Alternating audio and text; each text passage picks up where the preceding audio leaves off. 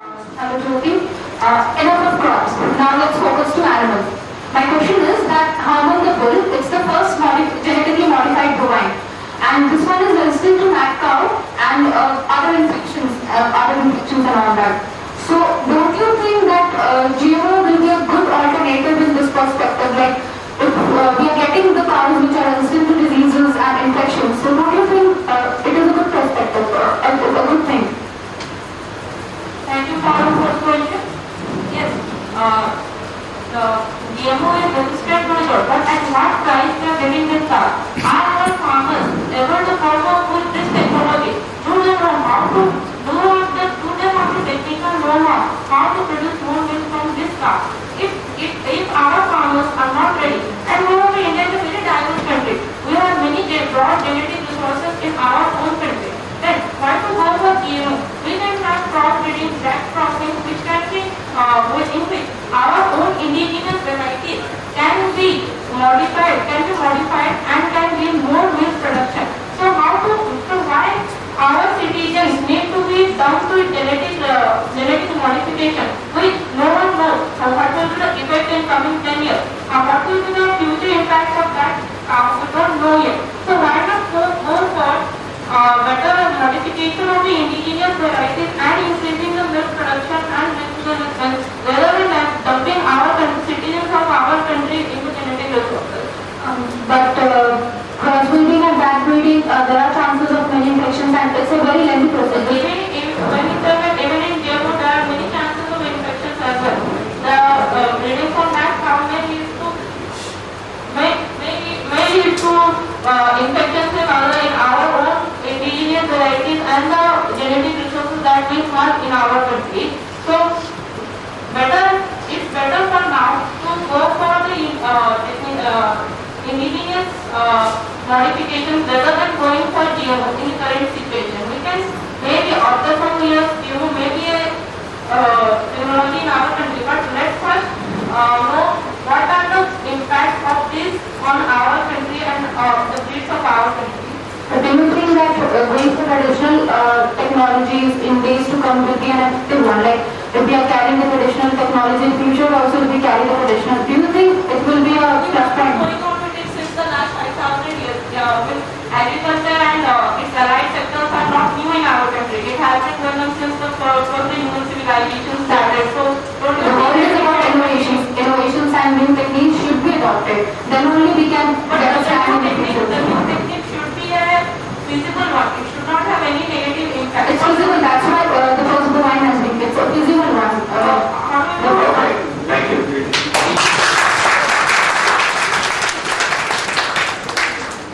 Okay, so we're going to end now with the audience questions. There is one.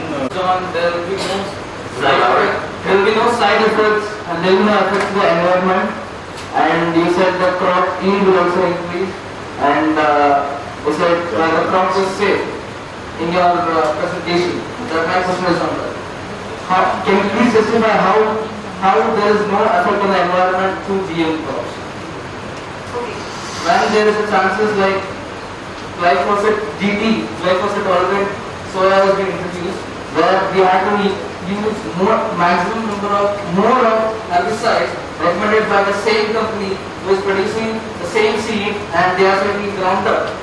Can you please justify this point? Here I would justify that we are here to talk on GMO. We are not for a company that what they are doing. First thing. The second thing is that it's under research still. So none of the technology innovation don't have the positive and negative ones. They have both. So it depends on us how we go. So GMO have, as my stand I take, GMO having more positive points than negative. And all of your teammates are telling that conventional technology is what we're going right now. So results are in front of us only. So it is not perfect, right? We need something new because we are in deficit of many things. So that's why my stand is that we should go for a new technology, GMO, and if the environment we are talking and other problems we are talking about will come out of the GMO, research says there is no authentic fact now that it will cause environment damage or the soil or yet, like other the green revolution has done. So I think GMOs are having more benefit. Means if you make a side plus and negative point, I think plus is more. So if plus is more, go for it. I think yes, you should check on this book. Like golden rice, we emphasize on and we emphasize on ionized rice. Golden rice cost, if you can just check it out, is around 350 rupees per kg. So how it is contradicting? Like a person we are asking that he is malnutrition and he is low nutrition level and we are asking him to consume golden rice and he is not economically sound. How we can make them, how we can justify this point that golden rice can be a substitute to ionized rice which is far more cheaper and better. You are asking me how it's economical for those people who cannot afford it, but somewhere you are agreeing that it is a need of the society right now. We need the golden rice. And what about the costing? It's costing. We can work on that by the regulatory bodies. It can be decreased or some more research can be done. In that field, this is a different research field we can do and the cost is a different issue. But the point here is that it's good for India or not. So you are also agreeing to the point that somewhere we need golden rice, GMO is required. Because it is rich in vitamin A and it's required. India is just having 56% of irrigation facility available right now. And GMO, we know that we require much more water what we are having right now. Or otherwise, we will be in a failed situation. Then how do you think that you can come up with this, that India can have a very good irrigation facility? At this point of time, it can be attained only to 60%. All research has been done, it can be attained only to 60%. So, what is your answer to that? How can you increase GMO into India where we can satisfy the minimum basic need of water? Okay. Actually, it's time's up. Okay, here you go, Rocky. Good question. Okay. Let's do the questions. Can you write them down in the interest of time? If it's okay? Or unless people want the students to come up, which one do people prefer? It's better if they come. Better to come up? Okay. So let's take, again, both people from both teams to come up together. Okay? And both of you can double team this. So let both people from team one come up for Karan Singh and Anmol Abash. Both come up. Who has the...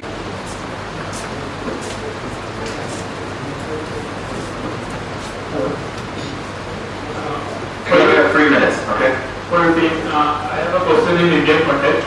So in India, where most of the farmers are small and marginal farmers, the percentage we can see is in calculate is 80 to 90%. So what do you think that genetic engineering crops is going to hurt the poor farmer or help the poor farmer? My question is clear or not? Genetic engineering crop is going to help the poor farmer or hurt the poor farmer? Sir, very good question, sir. The thing is, if you ask about the price and cost of the GM seeds or GM crops, and which is not related to the Indian condition. So, sir, I think apart from this BT cotton, that is the commercialized thing, all the crops are still in the lab. Until unless it's not coming out and until unless it's not going to be implemented commercially, how the price will reduce? Suffer from marginal farmers. They can't afford more inputs. They don't have irrigation facilities, and buying fertilizer is also a very heavy task for them. So if they invest in only one input, which is cost efficient and which will guarantee them results, so I think that will be very good and beneficial for even the marginal farmers. And I think in the near future, as the land is decreasing again more and more, then these GM crops, which is now mostly favored by large farmers, it will soon move towards marginal farmers, as even government interventions are there to promote this way. So, how do poor farmers get there? Actually, you are talking about... We're going to only do one question in the interest of time. Okay? It's okay? Yeah. Okay, you're okay? We're okay with time? Okay. You still have 2 minutes. If you are talking about production and all, so as per my knowledge, I think that GMOs are not going to increase the direct yield. It's not going to increase direct yield, but implicit yield. There is something implicit yield. When you're talking about like Monsanto, you're taking the name of Monsanto. Monsanto has also like put their terminator gene in the market. They have also forced the farmers to buy their seed. In US Congress, they have seen already that they have forced the farmers to buy their seed and they have floated their terminator gene in the market. That gene has already been lost in the US market, and in Indian Congress, Karnataka has once banned the products of Nyco in a time, and then Nyco gave some relaxation for it. But that was my point, is that while this yield can be increased, you are taking about it, GMO is not going to increase direct yield anyway. It's just going to minimize the risk or something with the losses from weed and losses from insects, right? So how can you defend this point that how the yield can be increased due to poor farmers, and like there is a gap also, yield gap is also there, so that Indian farmers and you are going to compare with US farmers, that the Indian farmers are not getting all the inputs at their level, but in US there is double, they produce double on per acre with respect to India. So how you can defend this? So we have not only talked about production aspect, the overall economics of the marginal farmer, that directly affects by adopting GMC or GM. When you adopt a GM, your inputs, like I said earlier, your inputs directly decrease.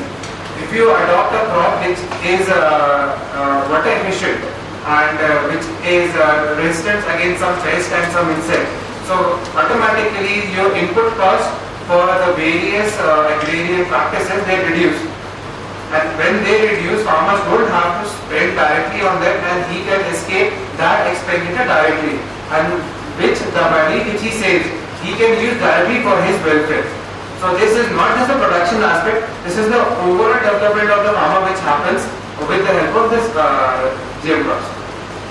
Okay, and if you Okay, thank you.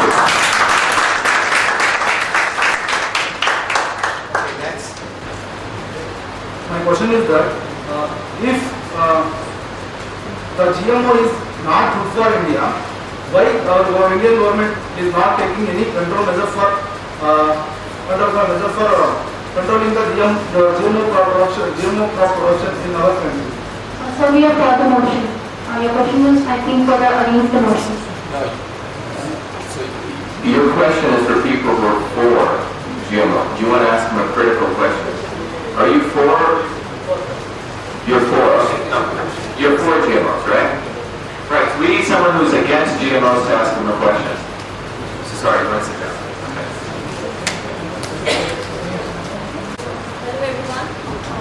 I'm Sapna this morning. So I have a question for you. Are feeds made from GMO safe for livestock? Repeat the question. Are feeds made from GMOs are safe for livestock? Feed. Animal feed. Is it? What was your answer? Of course it's safe, that's why we are getting so much of genetically modified organism coming into life, right? The cows and all that. And of course many countries like US, it's one of the countries who is leading in production of GMO crops. So yeah, of course it's safe. But there have been many problems here. We have heard about the GMO livestock, that if the animals contain GMO or the material from the GMO, then it is not safe for consumers. So Ma'am, we have heard, but it's not proved yet. And GMO are safe, it has been proved by WHO, US, it has been proved by some of the organizations that GMO crops are safe. So about not safe, it's not been true. Researchers are going, but it's not yet proved. Thank you. Okay. One last question, and we need team 6 coming up. Sandra and Latour. Who else is against it? GMO and its advantage and disadvantage. I want to know that recent time, within a week, previous week, Russia has got a lot of food materials. They have got the food materials that was imported by European Union, and that consumed these heavier GMOs. What was the reason behind that? Everyone is talking about GMO, but Russia has got all the food materials imported by EU, European Union. So what is your question? So And the question is that what is the reason? You are talking about GMO, that we support GMO. But why they are burning? Why they are burning? Why is Russia burning their GMO crops? That's the question. If they are safe, why is Russia burning their GMO crops? Thank you, Mr. Amir, for this question. That's the next question. The sweet and short answer to that question would be the valid organizations at the international level like AAAS, ISAA, WHO, FAO, FDA, which are the authoritative organizations in this field, when they have claimed, when they have disseminated information that GMO is safe for human being consumption, GMO food, GMO cattle, GMO chicken, GMO cotton, these all are safe for the human consumption. Moreover, second, there are always some organizations that are against what is going innovative in the world. So, these are not the organizations we can recognize. There are maybe some individuals who may be paid, who have been shown in the picture. So, we cannot go for those unauthoritative people and justify that GMO is bad. We can only go for the big organization, as I mentioned, who have scientifically proved that GMO is good. So, we have to say that GMO is good. Seeing in the picture on Google and on the Google and internet and saying that GMO is bad and protests are going on is not a valid explanation. Thank you. Why Russia is burning? My question is again. So, not Russia has contributed a lot of things for science. Why they are burning? Sir, whole of the Russia is not burning. Okay. There are few. Government has burned that. Government has ordered to burn that. Sir, the World Health Organization, when the FAO, when AAAS, when ISAA have justified, it's not the government who has burned that. It's the people, it's the local people who want to go against this movement. They are doing such devious things.